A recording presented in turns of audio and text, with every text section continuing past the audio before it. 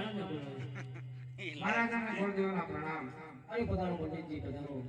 અરે મહારાજા, અત્યારે મારા શું કામ પડ્યા છે? અરે પંડિતજી, અત્યારે તમને બોલાવવાનું કારણ એટલું કે મારી પૂરી સગવડ અત્યારે 16 વર્ષના ઓર્ડર લાગી ગયા છે, માટે ટકોને સહી કરીને તમારે જવાનું છે. અરે મહારાજા, મારે ક્યાં જવું અને ક્યાં ના જવું એ મને કહો. બરોબર છે પંડિતજી.